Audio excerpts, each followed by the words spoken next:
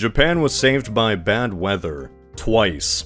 A divine wind they called a kamikaze. Kublai Khan threw everything he had against the shogunate, and his failure would lay the foundations of Japan as we know it today. This invasion was so impactful that it redefined Japanese politics, culture, and religion forever. In the late 14th century, the biggest naval operation in human history, carrying over 150,000 Mongol horse archers, clashed against an elite force of samurai, honoring the Bushido Code. The Great Khan versus the Shogun, an epic encounter cut short by a raging typhoon. Hold up, spot the lie in that last bit. Which part is off? The century? The claim this amphibious assault dwarfed D-Day? Well, plot twist, it's all wrong. The Mongol invasions were barely Mongolian, maybe 3% at most. But the brand was too catchy to ditch. Japanese chroniclers and YouTubers alike know the Sino-Goryeo-Mongol invasions don't exactly roll off the tongue. So this invasion goes by a different name.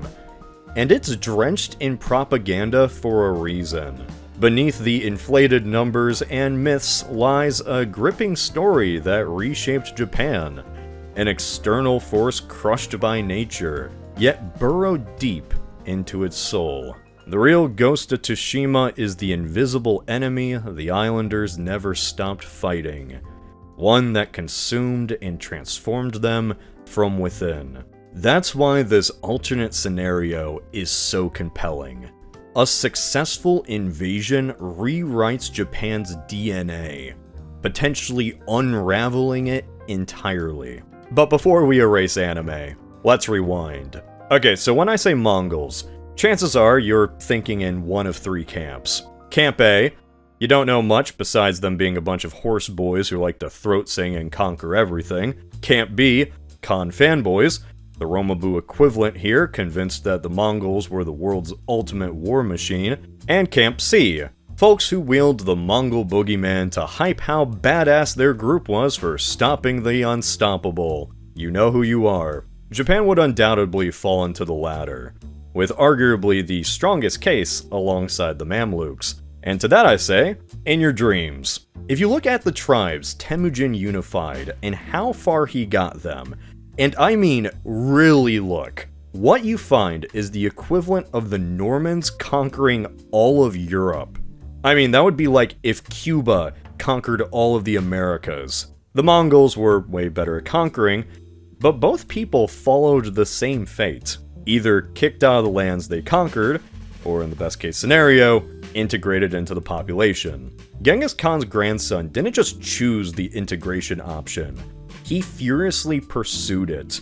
Seeing the writing on the wall, thanks to his badass mom, Kublai Khan was ready to sever all connections to his Mongol ancestry in pursuit of the mandate of heaven. His dream of the Yuan dynasty was busy work, and it required him to kowtow to all the different religions and cultural groups within China, establishing himself as the supreme emperor. Sure, some generals and customs stayed Mongolian, but he walked and talked Han. You get the picture.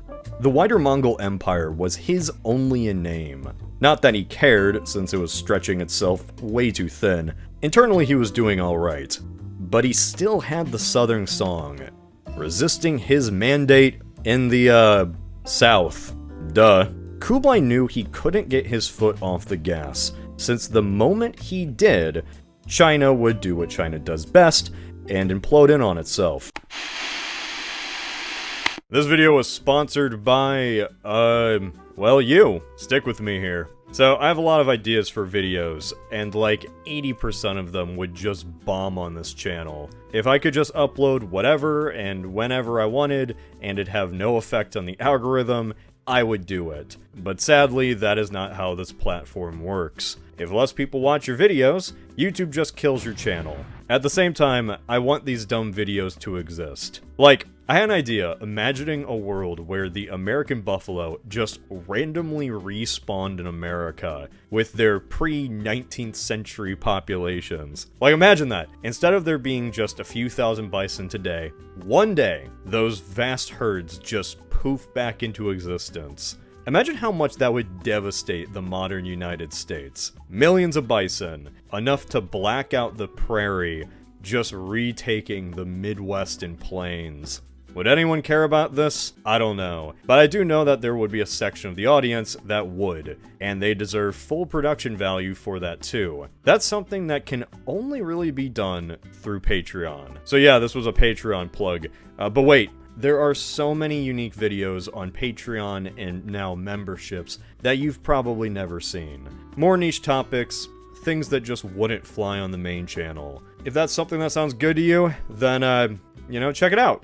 We got polls, you can vote for videos, it's pretty fun. Okay, back to the actual video. What he needed was an external foe, a jewel which previous dynasties lost long ago. Ideally, someone whose downfall would also contribute to success in the south. Japan fit every part of that bill. Its pirates were harassing shipments, merchants were trading with the Song, and should he be able to conquer them, his legitimacy would go through the roof. Based on the stories he heard, Japan was a place filled with riches and obedient servants. I guess the grass is always greener on the other side, since these were the same stories the Romans were told about Britain. But while the Celts left Caesar disappointed, the Japanese would leave Kublai furious.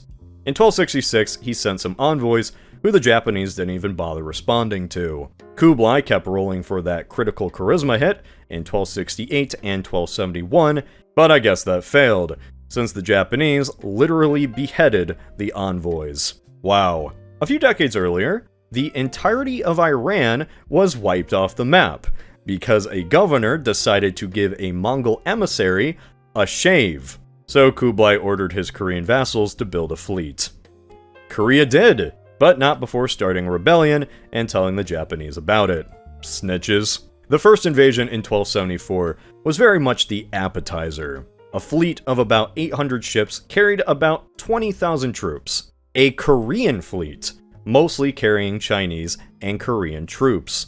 But fine, Kublai was still calling himself Mongolian, and there were a few horse boys in there, I guess, so let's just call this a Mongol invasion.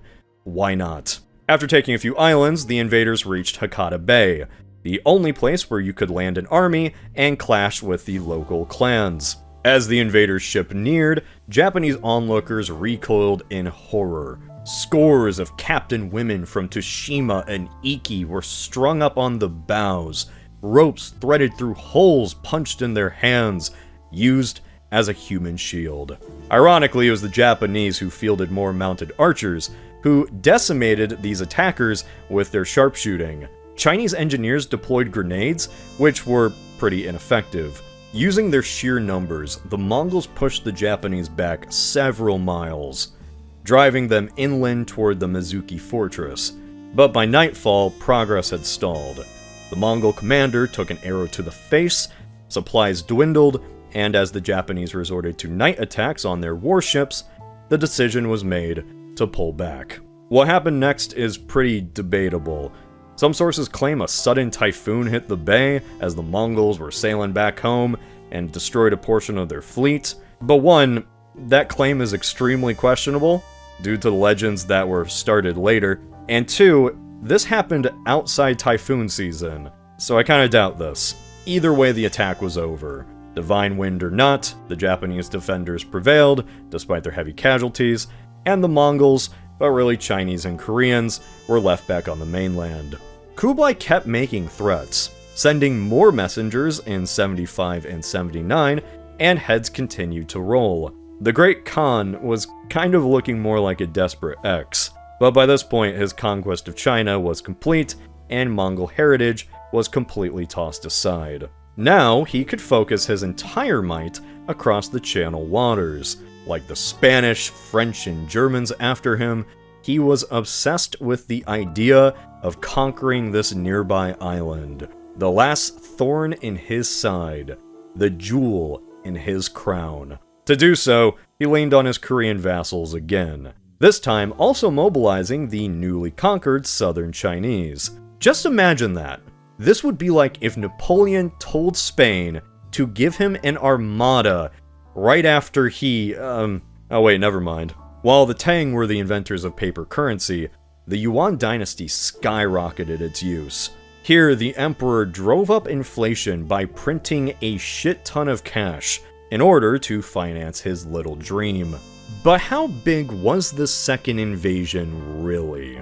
Pretty big. Some claim that the Korean fleet had 900 ships, carrying 40,000 troops, while the Chinese fleet was made up of 3,500 ships, carrying 100,000 troops. Now, without a doubt, these numbers are grossly exaggerated. Still, we are talking colossal numbers here, but that being said, these are not Admiral Yi-level ships. Most ships, especially in the Southern Fleet, were hastily refitted river barges. As for the fighters, that 3% Mongolian is kinda 1% at best. This was not some Mongol horde. These were substandard fighters carried on substandard ships coming from 2 different locations, and this time, they sailed during typhoon season. There was nothing Mongolian about this operation, but if I said, what if the Yuan invasions were successful, you wouldn't be watching this video. So what about the Japanese? The epic katana-wielding samurai. The shogunate was basically 2 different governments ruling over a bunch of clans. But the first invasions and continuous emissaries did give them such a scare that they spent a majority of their budget building a seawall, preparing for another attack. Things were close the first time around, and despite their victory, those human meat shields, poison arrows, and literal bombs gave the Japanese a real scare. They knew the Yuan were coming. Hell, they even knew where they would strike. But they had no idea when. Soldiers spent years on guard duty, staring at the waves while they hit the shore. Their entire families moved to the western provinces. Hundreds of shrines were built and priests prayed around the clock, cursing their enemies. I'm serious, they had a system where at least one guy had to be praying while the others ate and slept. Then, the moment they were all waiting for finally came. On June 1281, the Korean fleet, eager to gain glory, left way before the rendezvous point and followed the same path as the first invasion. Only this time, they met a much larger force behind thick stone walls. For over a month, they couldn't even breach the wall. The deck of their ships bombarded by arrow volleys. The disorganized force of samurai, most of which were there only for the money, managed to hold ground and even rolled up at night, boarding enemy ships and cleaning out their decks. By late July, the Southern Armada finally showed up, swelling the invasion force. To the defenders, the sea filling up with thousands of ships must have been a sight to see. But what came next was even more astonishing. The combined force clashed with the defenders in mid-August, barely making gains, and then suddenly, 2 days after the main battle, Kamikaze did show up. This time, nature did play its hand, and it obliterated the Yuan fleet. While it was anchored too. Ships smashed into each other as the chains they were bound with turned them into death traps. Tens of thousands drowned or washed up on shore, only to be captured and enslaved. By some estimates, 2/3 of the entire force were lost in a single night. For the defenders, their prayers were answered. The gods intervened, and this moment would be mythologized for centuries. The Yuan invaders weren't around for long, but while they were the embodiment of evil. Tough, merciless opponents who were defeated by a combination of preparation, courage, and divine intervention. Kublai was furious, and started actually planning another invasion. 3rd time's the charm, right? but not long after he faced disaster in Vietnam and Java too. Then he lost his wife, his heir, and turned to drinking. Neither he nor Japan were ever the same again. But what if he succeeded? What if the divine wind that showed up to save Japan never showed up? Things are about to get ugly. History really delivered on this epic clash. However, we did miss out on what could have been possibly the most Pyrrhic victory of all time. Since both sides survived, we have a lot of texts describing the situation, and both Chinese and Japanese chroniclers were describing that August situation as absolutely dire. Both sides were exhausted. No rice was being sold at stalls, neither side really wanted to be there, it just sucked. For the Japanese, their concept of a unified Japan was as foreign as Greece was for the Athenians. They were protecting lands far from their own, in the hope of trading some Chinese ears for horse, or better yet, land. The morale for the Chinese and Koreans was even worse. After all, they were both recently conquered by a foreign invader who was trying to fit in. So let's say the typhoon never strikes. Don't expect a Yuan steamroll. Both invasions crawled, struggling to even take small islands like Toshima and Iki, despite clear advantages. Besides, they chose to sail in the middle of typhoon season. Do we really just enter God mode and stall the weather for a full year? No. I mean, I could, but I'm not. Especially when there's such a much easier solution to this.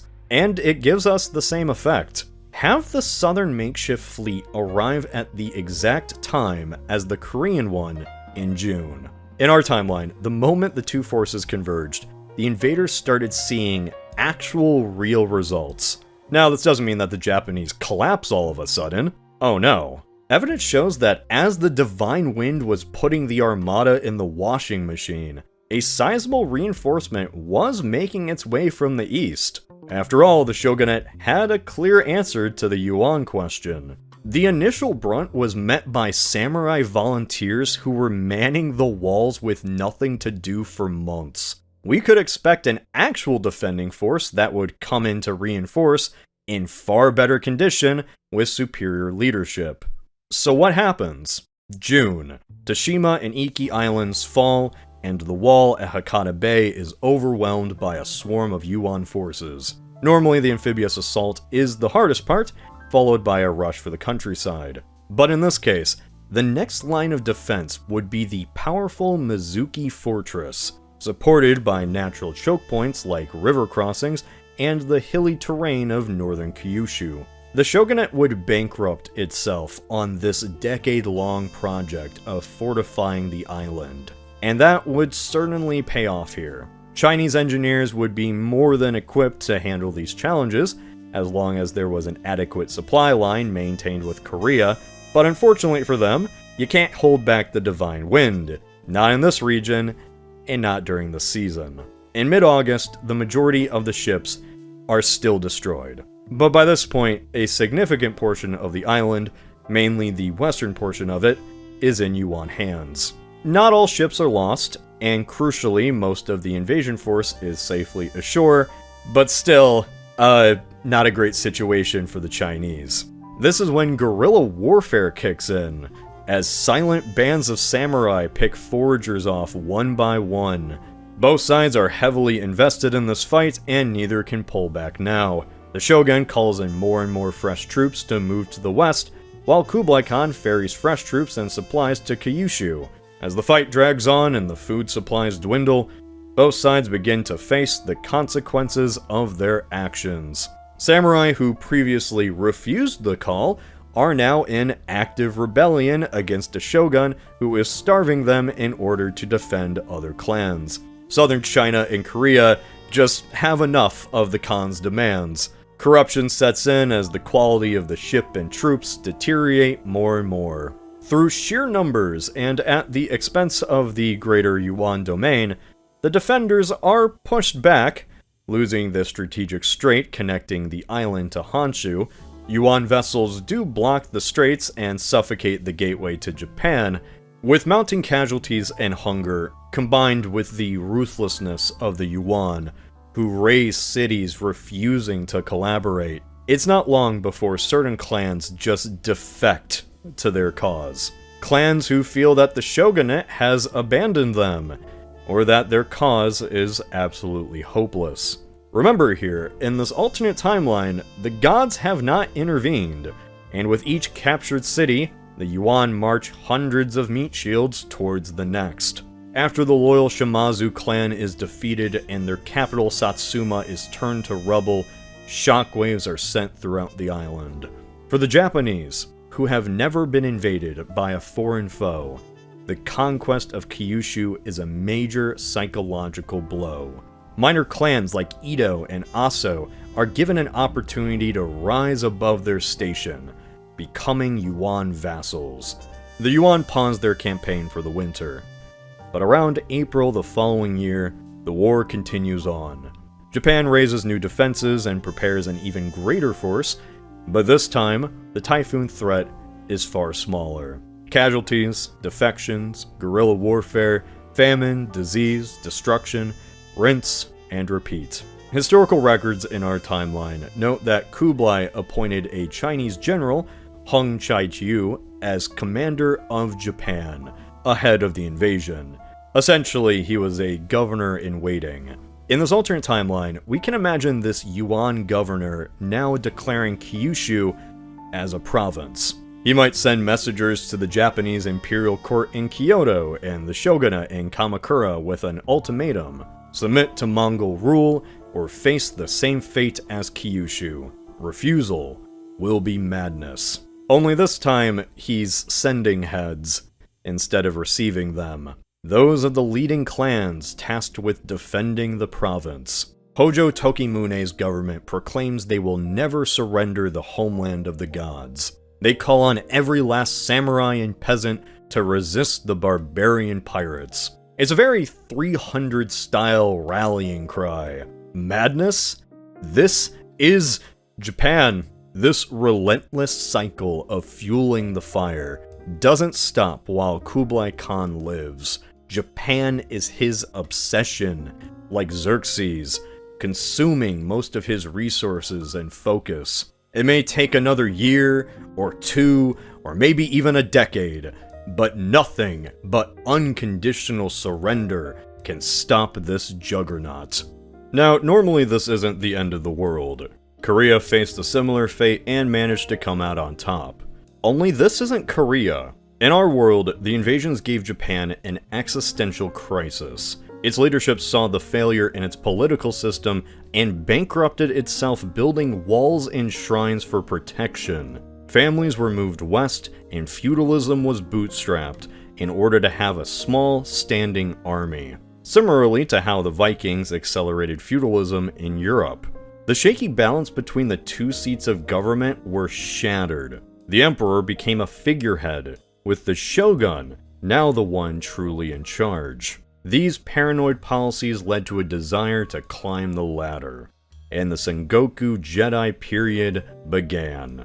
Thousands of disenfranchised samurai saw their fortune decline as power went into the hands of the clergy, courtiers, and moneylenders. I know it's hard to imagine, but this Game of Thrones style madness between Tokugawa and Nobunaga is even more chaotic in 1281. What that means is that in this alternate timeline, the Yuan dynasty finds it difficult to get an unconditional surrender. Instead, Kublai Khan kind of finds himself in an endless game of whack-a-mole. The solution to that game is very Mongolian, which is burn them all. The Yuan will always eventually fall. The pathetic successors of Kublai Khan, followed by the Black Death which originated in China, basically guaranteed that. In fact, having him spend so much resources on Japan would probably move that time frame forward a few decades, leading to an earlier rise of the Ming. All in all, for most of Asia, the consequences are pretty minimal. Indochina and Java don't get invaded, and the Yuan fall a bit sooner, but that's no big deal. For Japan though, ouch. There are no proud myths or legends to unite the people. No cultural or political renaissance. Clans are fractured by Yuan manipulation. Resources are depleted and carried off to Beijing.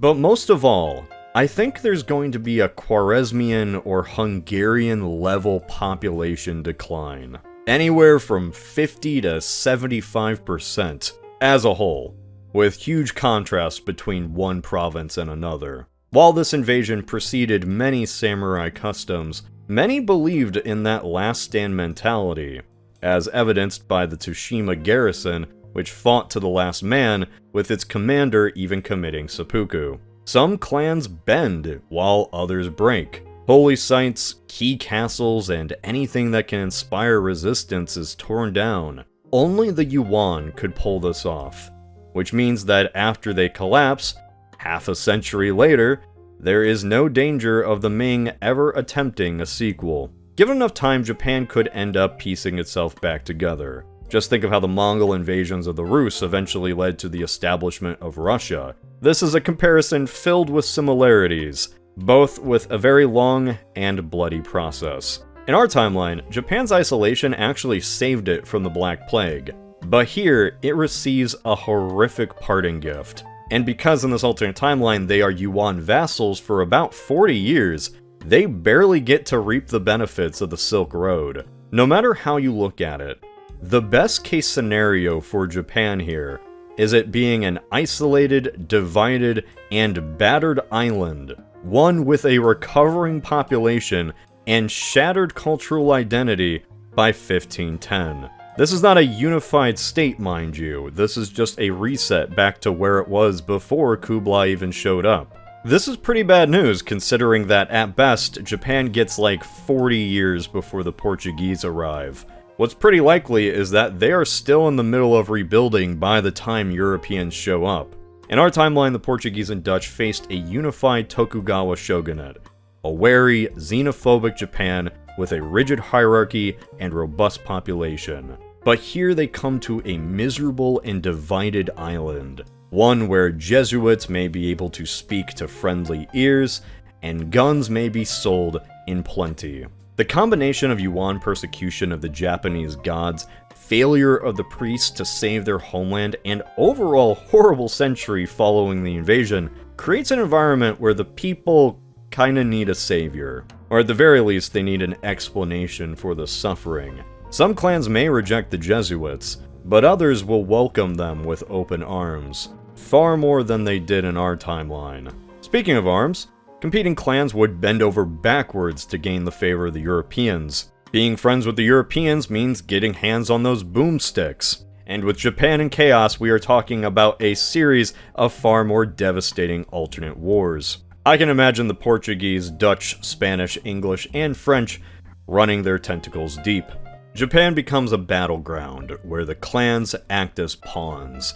By the end of the 16th century, the question isn't which part embraces the Europeans, it's which empire each province has decided to support. Now, let's get even more specific here. In our timeline, Macau became a major trading post, followed by many others. Considering the Yuan devastation, especially in places like Kyushu and Tsushima, doesn't it kinda make sense for these natural harbors to become major trading outposts?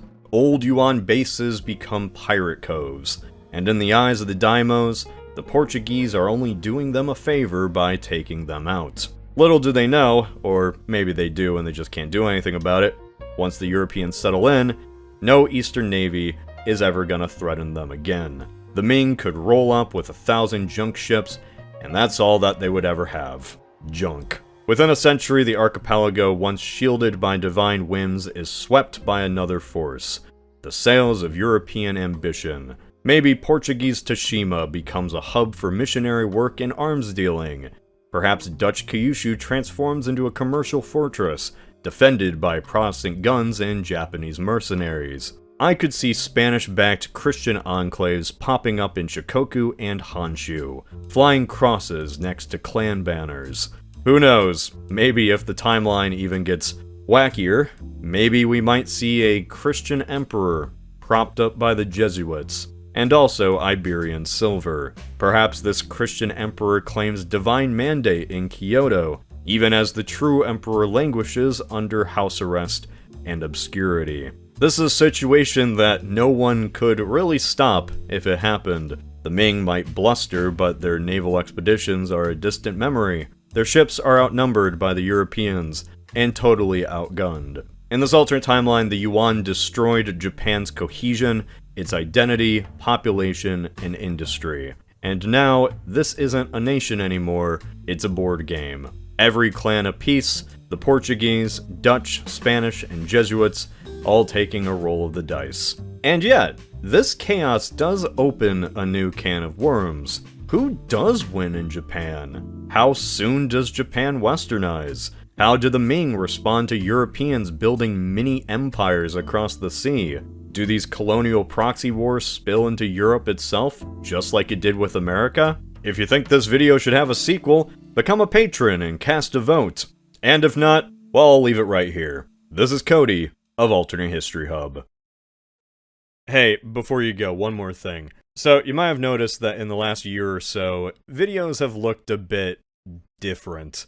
There's a style inconsistency, things kind of feel off, and there's a reason for that. I have always been solo on this channel, done everything myself since the days of PowerPoint, up until like a year or so ago. To be blunt, I have a family now, I got kids, and along with a second channel that I still edit on, I couldn't do this all by myself. Making characters, assets, editing, all that jazz is just impossible for one guy. I needed a team. So this has been a transition period where I'm building that team, and it has gone I'm very happy that I have the people that I do. I have a very helpful right-hand man named Khan. Without good old Khan, you'd probably get a video like 6 times a year, if that. Team building is a lot more difficult for me than I thought, and frankly, it's a whole new set of skills. Things slip through the cracks, or different visions happen, and those problems came to a head with the last video. It was just a mess. Oh my god. Audio levels were bad, the edit timing was off, everything just fell apart, and the fans really noticed. Quality was horrible, and frankly, I'm ashamed. So, I took it down. Hell, the final straw was that this image that looked like AI was, well, AI. Yes, I know. How the fuck did that happen? So, the team has a series of editors, and it's been kind of a revolving door for years. Turns out, having people animate silly little figures is a hard thing to do. One of these editors got this image from an image service, and he did not know it was AI. Hell, it was probably because if you Google Byzantine Constantinople art, this is right on the front page. Hell, you can even buy this AI art piece online for $50. The internet is screwed. The editor didn't notice it was AI, and I should have noticed it was, but I didn't. And that's on me. I'm just like your parents sending you that Facebook slop. I don't like AI. I will never intentionally use it. The only reason it happened here is because I'm an idiot. But also, like, that mistake was representative of what was going on for a while. I've been letting Alternate History Hub slip up as I've focused on other things in my life. I am clearly not MatPat, and I am not good at multitasking, so it's led to this. It's time to rebuild, gain the audience's trust back. Experimentation is over. Clearly the audience likes what they like, and so there will be no new art style changes that are scary or weird. I want the channel to go back to how it was a few years ago. Quick, snappy, and simple. If there is experimentation, it's going to be with the video topics themselves. So, yeah, Alt Hist Hub fell off? Oh fuck, is that a cliff?